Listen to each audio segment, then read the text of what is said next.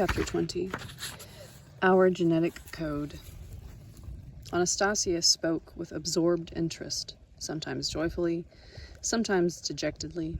She spoke about what happened on the earth at one time. Some things were believable, others not so much. And when I got home, I wanted to find out about people's ability to hold in their memory information about events going back not just to their own birth, but to the birth of their ancestors, and even further back to the creation of the first man. Scientists and specialists on this subject got together on a number of occasions, and here I should like to offer a few pertinent excerpts from the round tables we had.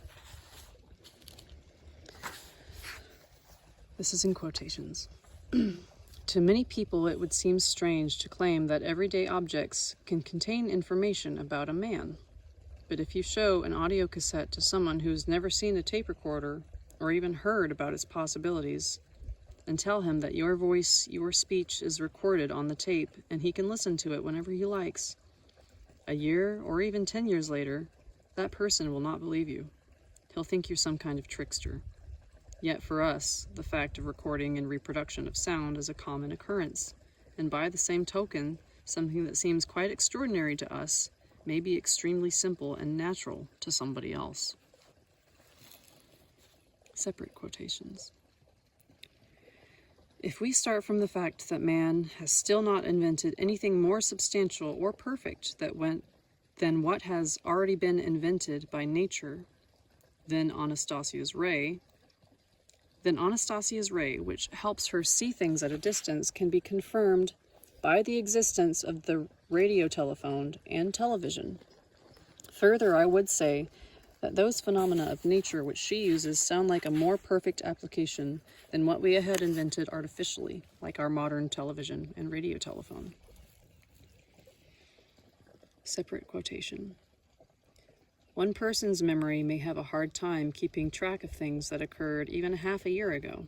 Another person may remember events that happened in his childhood and be able to talk about them.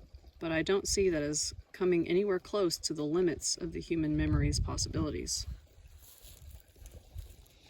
Separate quotations. I don't think many scientists will deny that man's genetic code has been storing primordial information for millions of years.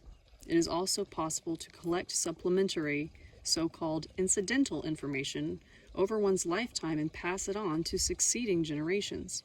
Expressions we are all familiar with, like it's inherited, or it's genetic, or it's transmitted by inheritance, bear witness to this. Anastasia's abilities to reproduce scenes that happened to mankind millions or billions of years ago are theoretically possible and explainable. Not only that, but they can be at their most accurate.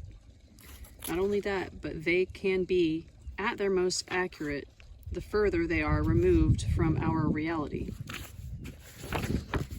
I believe Anastasia's memory is not that different from many other people's. Or to put it more accurately, the information recorded in her genetic code is no greater than for any other individual. The only difference is that she has the ability to retrieve and reproduce it fully, while we can only do so in part. These and other things the specialists said have convinced me that Anastasia is able to tell the truth about the past. I was especially struck by the example of the tape recorder. But there was one phenomenon which the scientists invited to the round table could not explain.